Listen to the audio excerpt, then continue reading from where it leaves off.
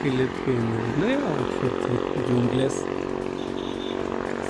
džiunglės, šuniukų visokių lakšiukų.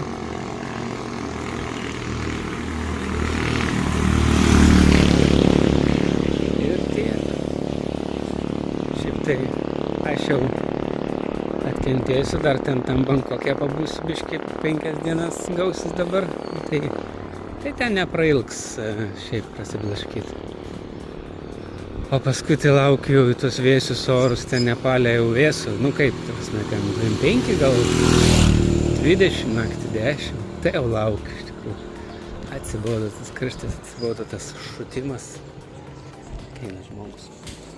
Atsibodo tas šutimas kiekvieną dieną, kai tiesiog atsisėdė valgyti pusryčius, pavyzdžiui, čia buvo tokia, fainai šiaip tas, ten viešbutukas toksai, bet labai faini pusryčiai, labai skanus viską, bet laukia, pavyzdžiui, nu, ir ką sėdi ir prakaitoji ten valgydamas, jauti, kad visas, taip žinai, neprakaitoji, o šunti, nu, kaip atsisėstum be oro, nu, vat čia labai, turbūt tiksliausias, tas drėgnas karštis, tai atrodo, kad oro nėra toks. Dar kai vėjukas papučia, nu dar kažkiek jausmo yra normalesnio. Bet jeigu vėjas nepučia, jeigu toks, nu tai visiškas vakuumas, atrodo, kad oras dingo. Ir šiandien pirmą kartą, man turbūt gyvenime taip papuolė, aš ten nežinau, nu jie čia daug kur gaidžius visokius laiko, čia pilna gaidžių vištų. Tai aš net pažiūrėjau, žinok, laikrodėje kiek valandų, tai 4 ryto pradėjo gaidžiai giedoti. Ir kad jie nėra taip, kad pagėdotų ten 4 ryto ir apsiramintų. Tai ne, tai jau kai pradėjo 4 ryto, tai paskui jau dar kartą girdėjau stipriai jau 6 prabudino. Žodžiu. Tai tipo toks, nu, kaimų nepavadinsi, bet čia šalis vienas didelis kaimas. Tai va. Tai, žodžiu, važiavau dabar autobusu, irgi tragedija. Žinai, ten sustoji, vos telpi, paskui šiek tiek atsilaisvina vietos, tai dar, bet irgi tas sėdynės ciratinės, šunti visas ant ciratinių sėdynių per tą karštį. Šiandien lyja karts nuo karto. Tai ir gerai, kad saulės nėra, bet va tas lietus, tai ten tos langus uždaro, tai išvis tada šunti ten tam autobuse.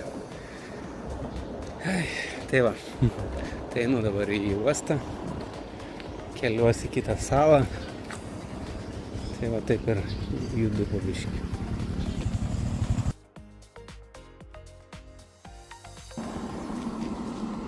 Nu čia tokios džiunglės, štai kitokia aplinka.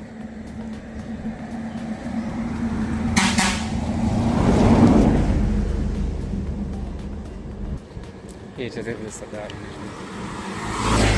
Kai prasilenkinėja ką nors, tai visą laiką pipsina. Ir tos signalus galingus turi tokius orinius, tai užknisa.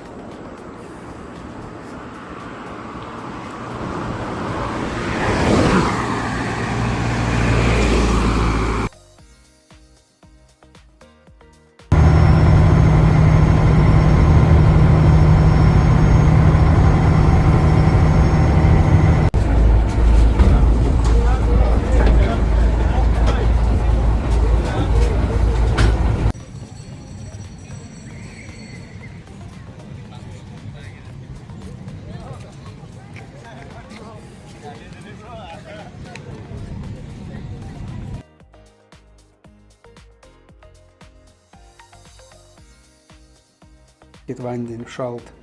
Įdedi į kamerą, paimi tokius ledinukus. Porą valandų šaltas vanduo būna. Paskui ištirpsta ledas visiškai po poros valandų. Tai va.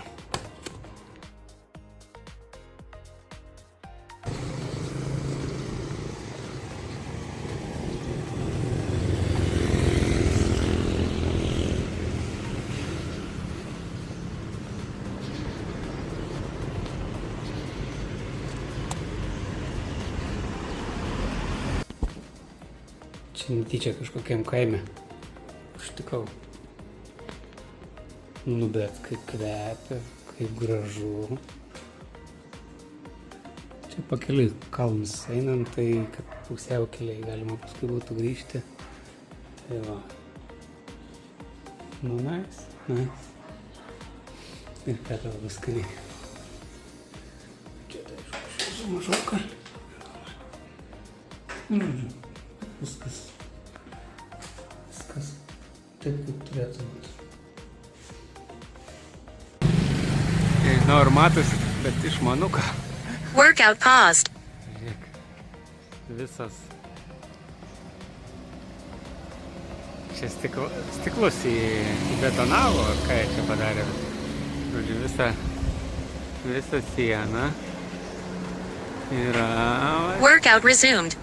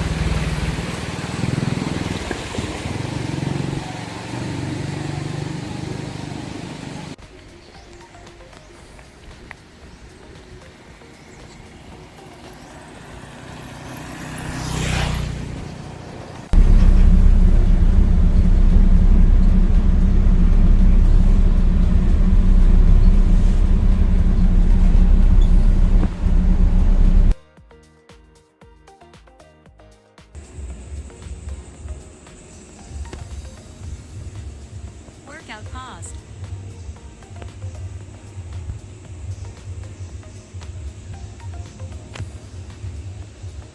Workout resumed.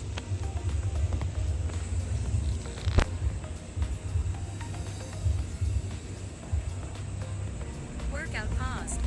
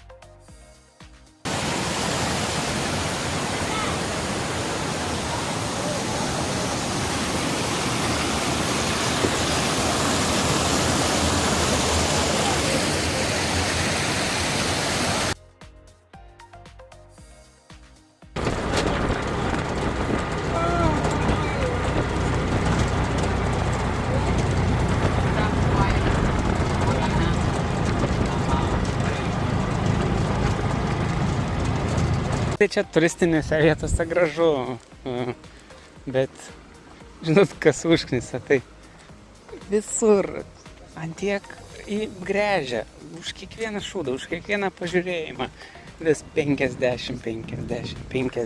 Tada, jeigu tavo tas mašiniukas sustojo, už jį dar turi mokėti, žodžiu, tai naini susimoki 50, tada kitur sako, dar tau gido reikia 200. Tai sakau, man nereikia gido.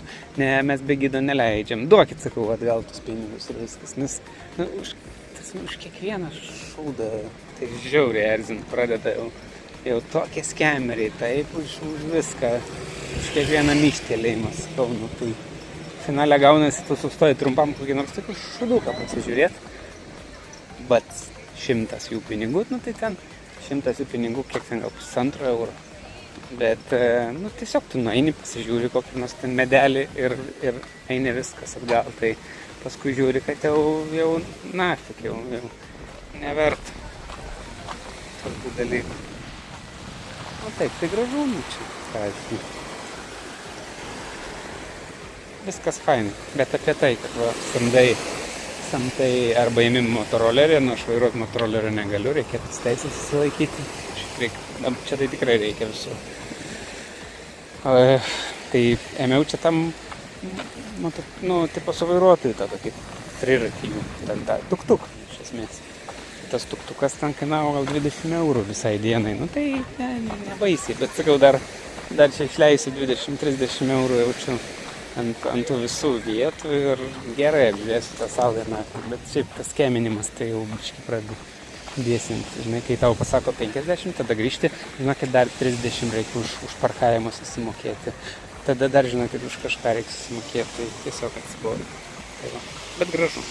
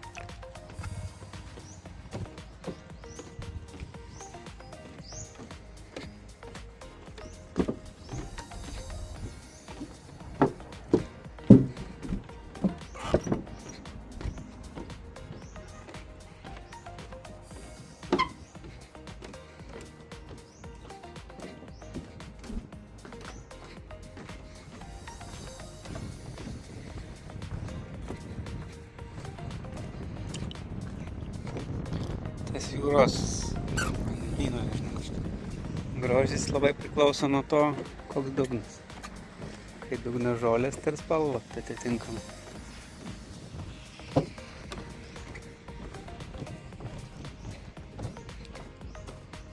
Kaip ir visur.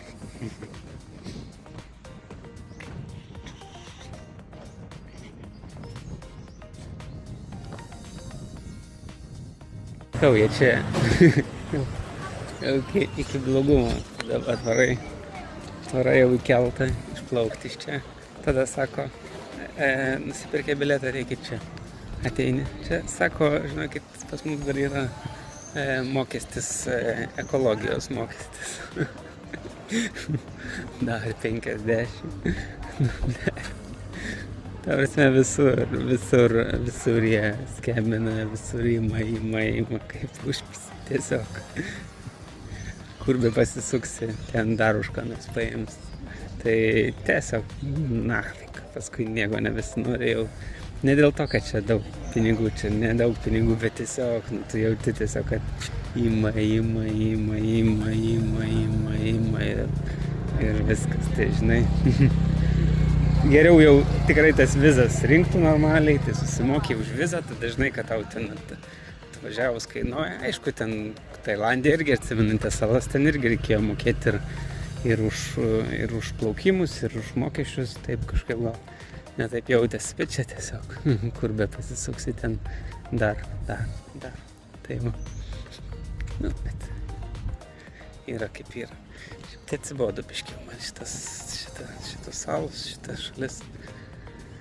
Plauksiu, skrisiu turbūt kitur, nes sudėtingas, transportas sudėtingas nėra. Dabar norėjau tą Bohol, šiaip tai realiai va, motoroleriai reikia pas juos, tai reikia man motorolerių teisės motociklų išsilaikyti, tada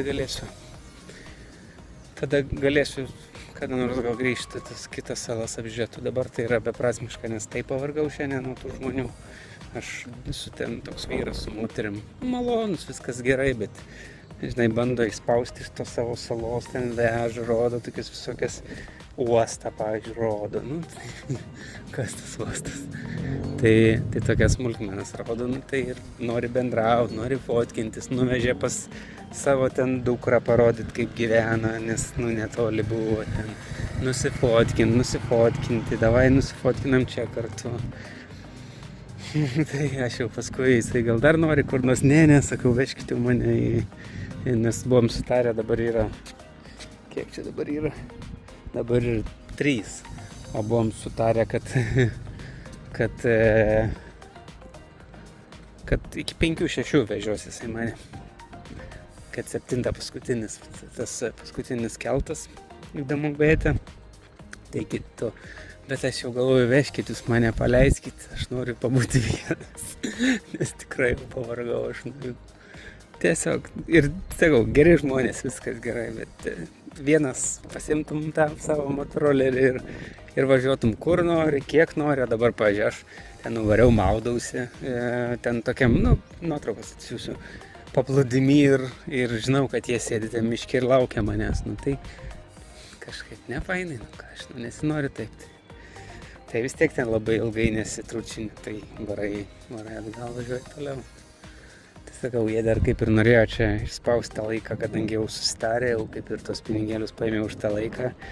Bet gerai, parodė, man sutaupė realiai, aš tai plaukiu, aš iš tos salos vakar atplaukiu, nes viešbučiai tai kaip pas babą kaime tokie visi, lūšnos, kaip šventojoj nameliai, žinai, grubiai. Tai plius minus va toks lygis, tai blema man ir pusryčių normalių viešbučio norisi, normalaus ir kambarių viešbučio norisi, aš nežinau, man tie visi resortai, tie visi va tokie babos apartamentai man netinka, nors aš, sakykime, išpindėjęs, bet man taip geriau. Aš noriu normalaus viešbučio su kava kambarį, su normalia lova, su normaliu dušu, su normaliais švediškų stalų ryte, kad galėčiau neskubėdamas pavalgyti, ką noriu ir kiek noriu ir nežiūrėti, kad nieks už nugaros nestovėtų ir nežiūrėtų, kiek dėdėsi, žinai, tai, nes kartais buvo, kur, žinai, yra, bet jie, žinai, ateina, atidaro tau, žiūri, blėt, 6 kiaušinius dedasi, jisai žiūri tom savo išpūstom akim, kam aš čia dar dedu tos kiaušinius. Tai tiesiog toks asmeniškumas gaunasi, o tose didesniuose viešbučiuose, tai niekam niekas, tai neįdomu, ten darbuotojai visi. Tai va. Tokie, tokį italą, vienas viešbutis buvo labai toks, nu, ten ne viešbutis irgi tokia kaip plius minus toksai. Bet viskas labai labai gražu ir tvarkinga, ir beždžionės, žinai, tokie narvuose, tokiuose, bet gražiuose ten viskas. Ir toks sodas labai gražus, ir viską, nu ir ką tu toks denukas mane kalbina, žinai. Sakau, iš kur jūs? Sako, iš Italijos, aš sako, čia savininkas, sako, šitą. Tai galvoju, tarsi, kaip jaučiasi, kad europietis prikišęs nagus kvepia, švaru, gražu, stilinga, nu, ta prasme, visiškai kitas stilius, akivaizdžiai matosi, kad nebe jų, žinai. Tai labai buvo nesunku atspėti ir paskui, kaip su manim pabendravo, supratau, dėl ko, kad užsieniai, nu, europietis čia viską įkūręs yra nuo nulio, tai dėl to taip ir atrodo, tai ir baseinai, ir sakau, ten tokios augaliukai visokie, auginta tokiom džiunglėm viskas, nu, gražu tikrai. Tai žodžiu, su juo susibendravom šiaip nemažai, nu ten biškį pabendravom, bet paskui kitą dieną jis mane pagavo jau išvažiuojant, bet va, pavyzdžiui, pusryčiams kavos normalių kavos pupelių jau iš karto, nu, jau nebėra tų tokių šūdinų tirpių kavų, nu tai ir patiekė maistą labai skaniai, nu tikrai, aišku, man to maisto vėl buvo ten po porciją, tai 2 žmonėm, tai aš 2 porcijas gavau, tiesiog, bet žodžiu, vis tiek viskas labai labai gražu, tai jis dar man išvažiuojant pakalbino mane. Tai tas pakalbinimas, sako, aš čia sakau, tai gal tu moki rusiškai, sakau, nu nemoku, sakau, kažką suprantu, bet nemoku realiai. Man sako, reikia žmogaus Gruzijoje.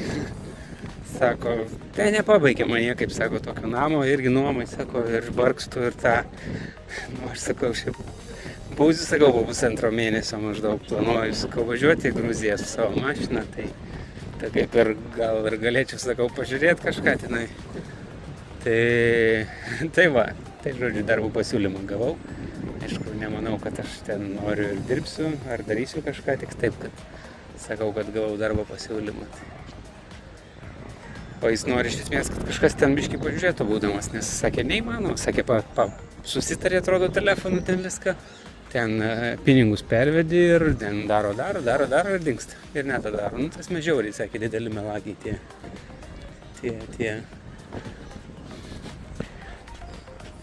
tie jų piliečiai, gruzinai, sakė. Žiaurūs melagiai.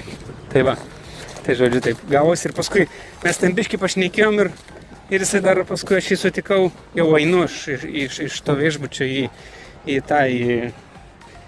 iš to viešbučio einu į keltą ir jisai, žiūriu, prie parduotuvės stovi, sako, ateik, sako, dar pašnekėsim, aš tave nuvešiu, sako, paskui į tą keltą. Tai dar ten su jo parduotuvėse pasitrynėm su tuose senukose, iš esmės tokie kaip senukai, bet vienos labai paprastos primityvios, kitos tai normalūs senukai. Tai jam ten, žodžiu, biškį pagelbėjau, jis nuvežė mane į keltą ir papasakojo daugiau apie tą verslą, apie viską. Tai buvo įdomu, tiesiog buvo įdomu. Su italų, sakė, nenori Italija daugiau, bet ir Filipinai. Sakė, tikrai ne pati geriausia vieta gyventi. Tiesiog sako, kas nedaro klaidų, sako, ką tu sako, klaidų nedarai gyvenime. Nesakau, tai kodėl iš čia gyvena, tai ką tu sako, klaidų, sako, čia dabar yra žmona, 2 vaikai ir ką man sako daryti. Nieko, sako. Tai va.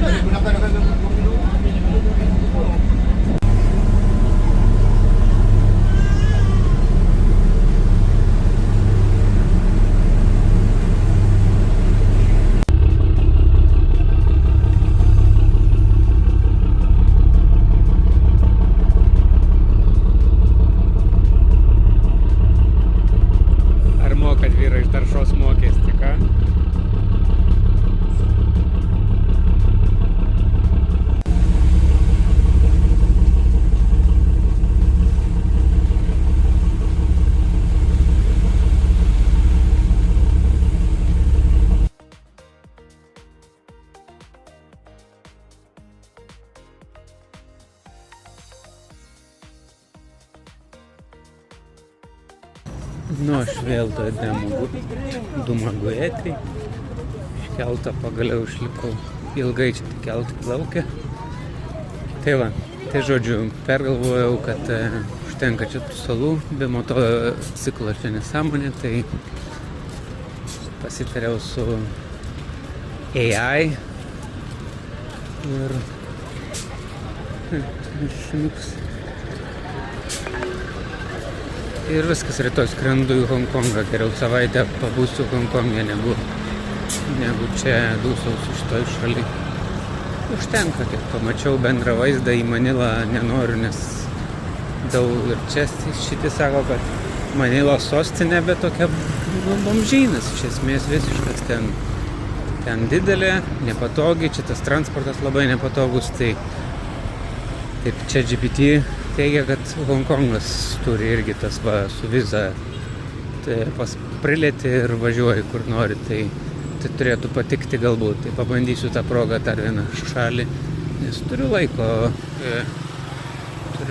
iki Nepalo. Tai Honkongas kaip ir buvo plane, plus aukščiau, tikiuosi, kad bus vėsiau, nes čia taip stipriai į viršų gaunasi dabar skristi, tai tikiuosi ir Kinijos, kaip ir Kinijos dalis, bet galima be vizos, atskira politika, ta migracinė politika skirtingai, tai man kaip ir viskas gerai. Tai va, tai tiek tų naujienų.